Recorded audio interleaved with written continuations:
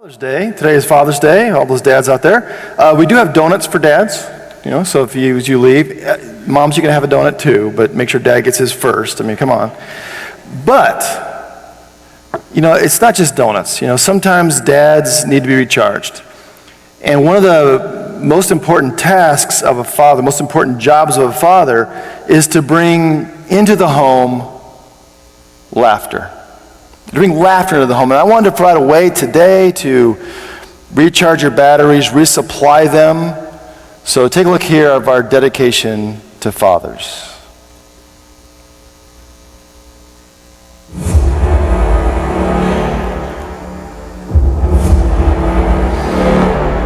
Uh-oh.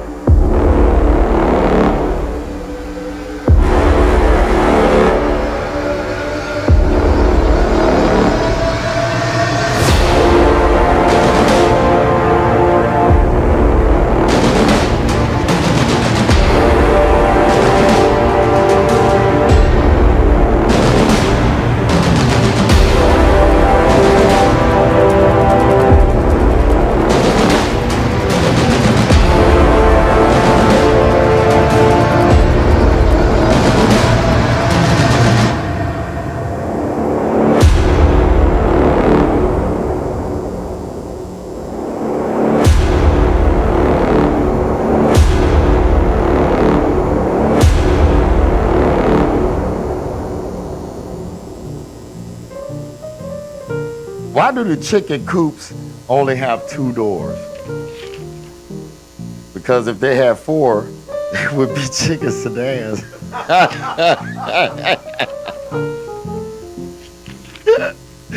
Oh my gosh. What do you call a laughing motorcycle? A Yamaha. A Yamaha. Who is the greatest babysitter mentioned in the Bible? David. He rocked Goliath to sleep. At what time of day was Adam created? A little before Eve. Get out of here. What do you call a cow with no legs? Ground beef. All right, what do you call a fish with 2 knees? A 2-knee fish. I know, it took me a little long. Late. A cop just knocked on my door and told me that my dogs were chasing people on bikes. My dogs don't even own bikes. Did you know the first French fries weren't actually cooked in France? They were cooked in Greece. Oh. Who wrote that one? I tried to eat a clock the other day. It was really time consuming. Wah, wah. Who was the smallest person in the Bible? Nehemiah. Need an ark? I know a guy. How does Moses start his morning? Anybody? He brews a pot of coffee. Jeez, nice. Can February March?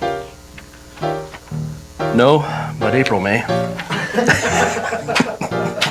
Who was the greatest comedian in the Bible? Samson. He brought the house down. Yeah. Those are awfully good. Just like what I grew up with.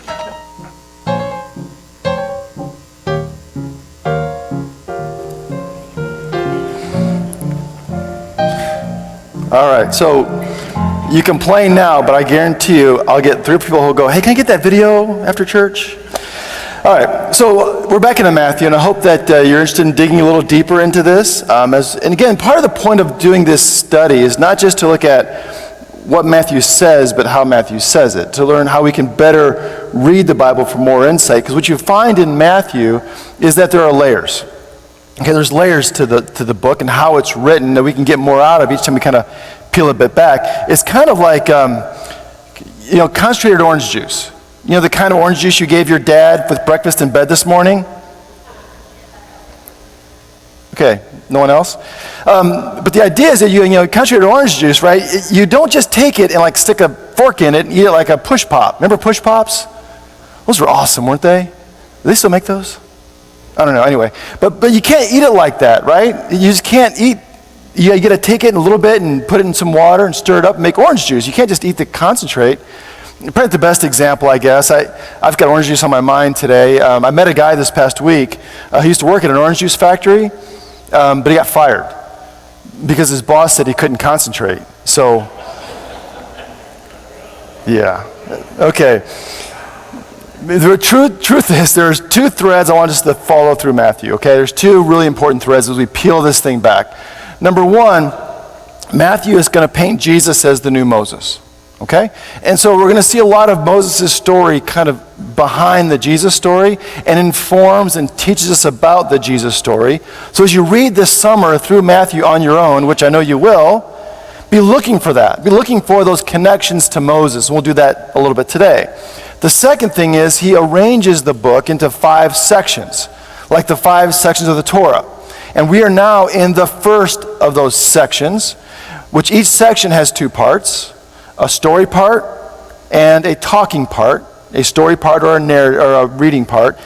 The first part of our first section is Matthew 1 through 4, and it's the birth and beginnings of Jesus, okay? The second part is going to be Matthew 5 through 7, which is what we call the Sermon on the Mount. But really, it's not a sermon. Really what it is a new instruction. It's kind of like what Moses received on Mount Sinai when he got the 10 Commandments and the instructions from God. It's like that, but it's Jesus' version of that. So in this first section of Matthew, we get his beginnings, and then we're going to get kind of his Mount Sinai teaching, what he wants us to do with our lives. If any section of the Bible kind of encapsulates what Jesus wants from us, it's this right here. So we're going to skip it to the very end.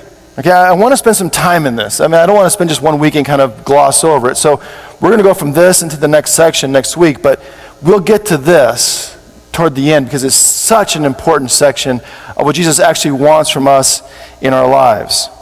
So we're going to start today with kind of a Father's Day theme as we look at this section for one last time. It's vacation season, so it's road trip season. And what is one thing that dads don't do when they go on a road trip besides stop for the bathroom?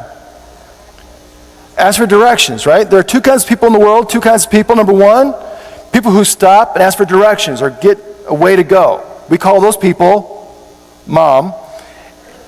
And then those who don't ask for directions, who get lost, well, here's the thing.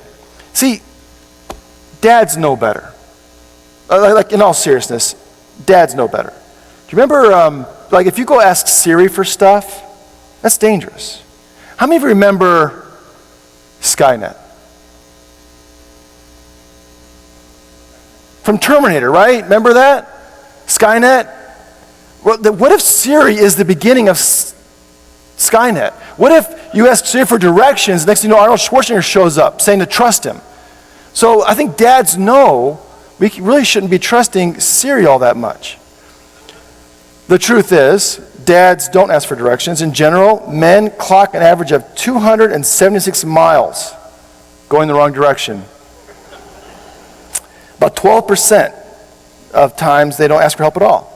It's a hard reality. But here's the truth. The wrong road won't get you to the right place. I know that's brilliant, right? You're like, wow. That's just, yeah. It's true though, right? The wrong road won't get you to the right place.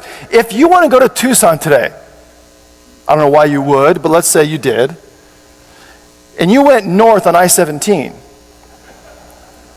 it's going to take you a while to get to Tucson, okay? Because the wrong road won't take you in the right direction. We know that with geography. We know that. We're like, yeah, of course. You know, but when it comes to like our families, raising our kids, our marriages, our spiritual lives, sometimes we don't take that advice. We may have the best intentions. We have the positive attitude. We have to go get them, going to get it done. But the truth is, if you're on the wrong road, You're not going to get there, no matter how much you try or how hard you work. So like, for example, do the financial decisions you're making today going to take you where you want to be? Do the health decisions you're making today going to take you where you want to be in the future? Do the spiritual decisions you're making in your life today going to take you to the place you want to be? Because your spiritual decisions have implications for your spiritual present and your spiritual destiny. Because someday the decisions you make spiritually, those decisions will come to an end. You have to look back on the decisions you made. Did those decisions get you to the place that you wanted to be? So the question today is, what path are you on? Are you on a path that will lead you to the place you want to be spiritually for eternity? That's the question we're going to ask. Maybe today you're in a fork in the road about that decision, a moment of choice. Or maybe you're the kind of person that says, you know what, I'll deal with that later. I'm really busy right now, and I'll deal with that spiritual stuff later. But here's the truth, folks. Not making a decision is a decision. Not making a decision has consequences as well. And you'll look back on those lack of decisions just as much as you'll look at the decisions that you did make. Did they take you to where you want to be? This past week I saw a Ford commercial, a little older one, maybe last year, and it's based on the Robert Frost poem, The Road Not Taken. Remember that, reading that poem in college or high school? They still teach that stuff? It's a good poem. And now typically you see just the last line, like in a Hallmark card or on Instagram. This one, 2 roads diverged into a wood, and I took the one less traveled by, and that has made all the difference. Who's heard that before? Yeah, right? Like and you kind of think of it as this idea of courage. You know, I took the road less traveled and I succeeded and it made all the difference in my life. And we kind of see this as this positive, encouraging statement. But that's not what Frost had in mind if you read the whole poem, which many folks haven't done. Here's the whole poem. He starts off, 2 roads diverged into a yellow wood. And sorry, I could not travel both and be one traveler. I stood, and looked down one as far as I could, to where it bent in the undergrowth. So this is a decision point, right? We have these. We look down and we're like, okay, do I go that way? Or do I go that way?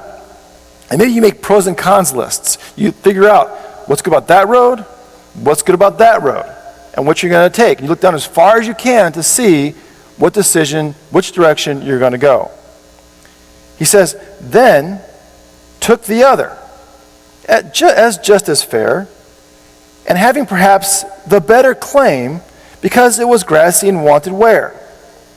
Though, as for that, the passing there had warned them really about the same. So what's he saying? So I'll go that way. That's kind of a nice grassy path. But that one's about the same. Okay, so they look about the same. They're almost identical. Okay? And both that morning equally lay, in leaves no step had trodden black. Oh, I kept the first for another day.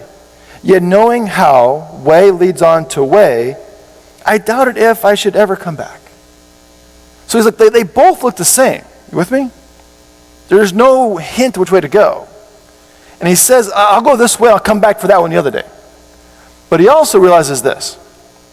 Once you're going on a path, how often do you go back to go the other path? Ever get one of those books where you read it and it says, make a decision, and you go to another page, then you go to that page and another page? How often do you go back and read the whole book again? A lot of us just read once, right? Well, he's saying the same thing here. You kind of got to make a decision. He said, I shall be telling this with a sigh. Summer ages and ages hence, 2 roads diverged in a wood, and I took the one less traveled by, and that has made all the difference. This poem isn't about making a decision. It's about a decision he's already made. He made a decision one day to take a path, a fork in the road. And he looks back and he says, that made all the difference. But at the time, he just had to make a choice. He's looking back and maybe he's trying to make some justification for the choice he made. Or, yeah, I made a good choice. But the point is, he's gone down the road and looks back and says, I had to make a choice. And it led me to this place. And you kind of wish, like with Frost, that we had some warnings. When you get to a fork in the road, someone would be like telling you, don't go this way. You know, someone who could help us. Like this guy right here. Remember this guy? Right. What'd you say? That's exactly what I'm going for, man. You're like mind meld right here, right? That's exactly right. Will Robinson, danger, danger. Right? That was his whole thing, right? This is the robot that protected him. 1960s. Started in black and white before it went to color. And that was his big thing. By the way, there's a new one that was made a couple years ago. This is the new robot. Much cooler. Okay, but this is called Lost in Space. Same kind of theme. But wouldn't it be really cool to have a robot like that would follow you around and just warn you of stuff? Danger! That guy didn't wash his hands leaving the bathroom. Don't shake his hand. Right? Danger! Don't hike Camelback at noon. It's 115 degrees. Don't be stupid. You know, that kind of stuff, right? Or, honey, should you ask for directions? Warning, don't answer that question. Okay? We get this whole thing that we want someone to warn us of things, to give us advice. But here's the thing. Most of the time, we know the warning. We know the information. We choose to ignore it. Proverbs 27:12. The prudent, or the Hebrew word wise, see danger and hide. But the simple, or the naive, go on and suffer for it. That's ancient wisdom. The wise see danger and go, oh, hold on, better stop. But the naive go, it's fine, keep on going. Too often, we ignore the warning, we ignore the robot, we ignore the fork in the road, and we just keep going about our business. Well, today we're going to talk about a time when Jesus had to make some choices. Choices that we have to make. Big choices. It's in Matthew chapter 4, when Jesus is tempted in the wilderness. Matthew 4:1. And Jesus was led up by the Spirit into the wilderness to be tempted by the devil. He fasted 40 days and 40 nights, and afterwards he was famished. A couple things. Number one, remember the whole Moses thing I told you about? There's a part to be paying attention to that. How long was Moses in the wilderness of Sinai? 40 years. Eating nothing but manna, right? So he's in the wilderness, in the desert, 40 years. During that time, he receives the Torah, the instruction of God, going up on Mount Sinai. When he goes to Mount Sinai, how long is he on Mount Sinai? 40 days and 40 nights. And what does he do there? He fasts. All right, so here's a connection, like boom, boom, connection to Moses right here in this story. This is Jesus' Mount Sinai experience. Now, on Mount Sinai, Moses gets the Torah, like I said. And guess what? The next part of Matthew will be Jesus' version of that mountain experience, his Torah. Okay, so these kind of connect in a big way. So this is a big moment for Jesus. He is going to be tempted, choices to make. And a lot of folks read this story and think it's like easy for him. Like, he's Jesus. He just says no and moves on. But remember, it says right here that he was famished. He was hungry, and that was real. Jesus was tempted in a real way, just like we are. It says so in the Bible. Hebrews 4. For we do not have a high priest who is unable to sympathize with our weaknesses, but we have one who in every respect, let me read that again, one who in every respect has been tested as we are, yet without sin. So don't think he got a free pass, or he had special Jesus power to avoid temptation. He is tempted just like we are, made the right decisions, just like us. Verse 3, the tempter came and said to him, if you are the Son of God, command these stones to become loaves of bread. But he answered, It is written, one does not live by bread alone, but by every word that comes from the mouth of God. Jesus is hungry. He wants something to eat. But this story is more than food. The temptation is not to make bread, to be honest. Because think about it. Did Jesus ever make miracle food? Yes. Feeding of the 4,000, feeding of the 5,000, water to wine. So there's no sin about miracle food. Miracle whip? Maybe. But not miracle food. Okay? So what's the problem here? Why is this a temptation? Well, to get the answer to that question, look at Jesus' answer. Because it doesn't say no. He doesn't say just, nope, not interested. He doesn't say that. He gives a quote from the Old Testament, specifically the book of Deuteronomy. And the book of Deuteronomy is the story of, guess who? Moses telling this new generation of Israelites how they're going to live in the promised land. So it's going to connect with the Moses story. Deuteronomy 8, 2 through 3 is where we get this answer.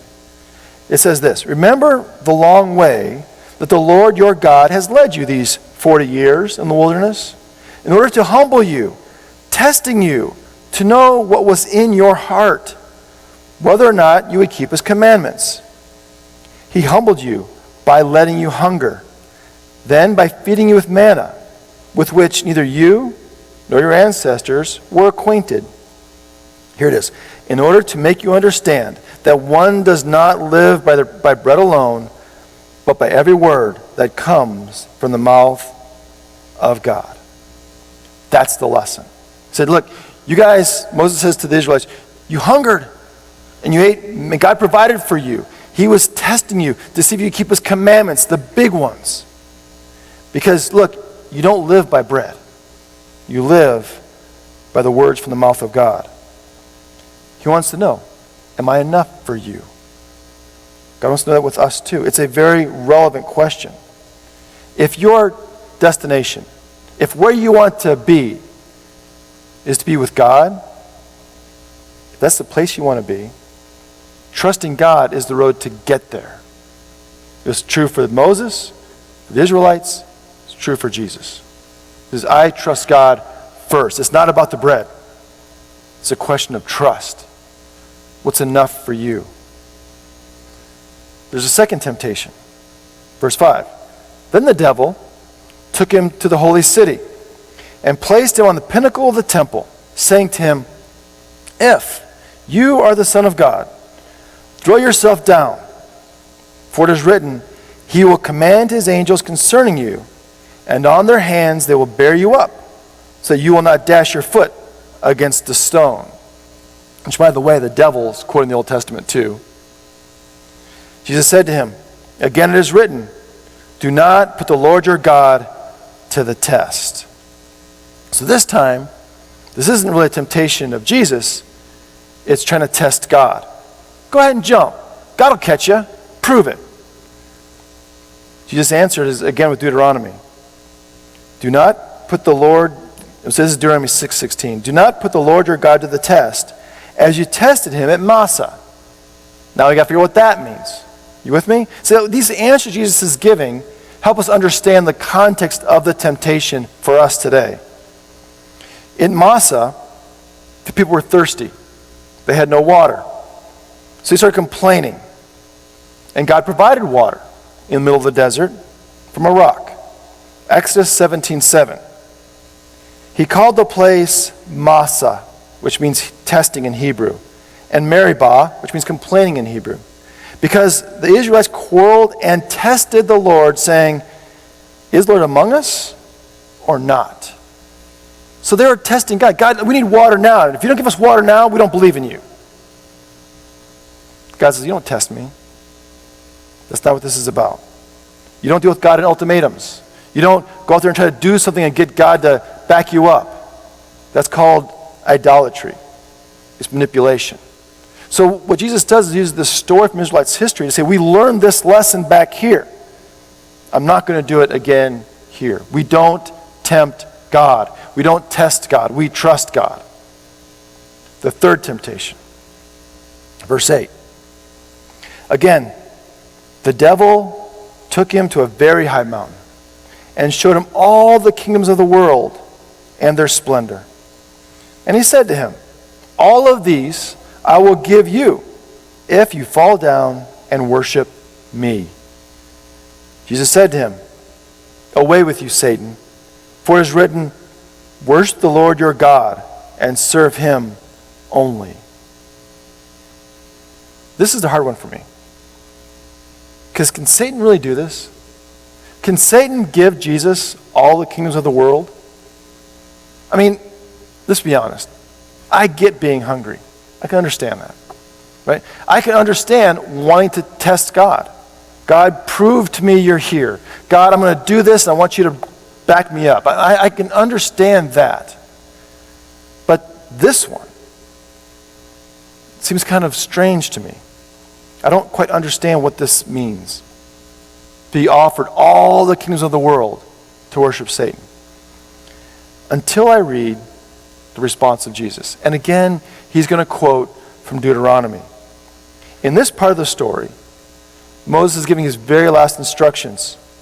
This is a whole new generation Moses is talking to. Remember, all the people who left Egypt in those 40 years in the wilderness died in the desert except for 2, Joshua and Caleb. The rest are all these new kids who are going into the land, and they're about to go into this new land flowing with milk and honey. And Moses has a warning from them in Deuteronomy 6 that Jesus is going to quote from here. Here's that warning. When the Lord your God has brought you into the land that he swore to your ancestors, to Abraham, to Isaac, to Jacob, to give you a land fine, large cities that you did not build, houses filled with all sorts of goods that you did not fill, hewn cisterns that you did not hew, vineyards and olive groves that you did not plant. When you've eaten your fill, so they're walking into like awesomeness, right? Everything's done, it's beautiful, it's well decorated, new fresh paint. It's awesome. And then he says, get this is the part for us. Take care that you do not forget the Lord, who brought you out of the land of Egypt, out of the house of slavery. The Lord your God you shall fear, him you shall serve, and by his name alone you shall swear. Look, when you get to this land, what's the danger? Complacency. You trust other things. You worship other things. You begin to trust the stuff around you. The insurance policy, the home security system, the rainy day fund. You become complacent and comfortable, and you begin to worship that stuff. And Moses says to the people, don't do that. Don't forget who got you here. Don't forget who you serve. Just as the same thing as Satan. I serve God alone. Jesus says here again, away with you, Satan, tempter. For it is written, worship the Lord your God and serve only him. Don't become complacent. Again, if you're going to the place you want to be, you've got to be on the right road. And got to be moving in that direction. You can't just stop and say, okay, I'm good, I'm far enough. No, you'll never get there. So today, as you sit here, is the road you're on leading you to the place you want to be? Are you moving along the road to the place you want to be? That's the question that we're asked today. Are you trusting God with your life in a way that will lead you to the place you want to be? Maybe you're standing in the fork of the road. Maybe you've been there for a while. But Jesus says, look, I've gone this road. I've traveled this way. And yes, that road is difficult. Jesus said himself, the road is narrow.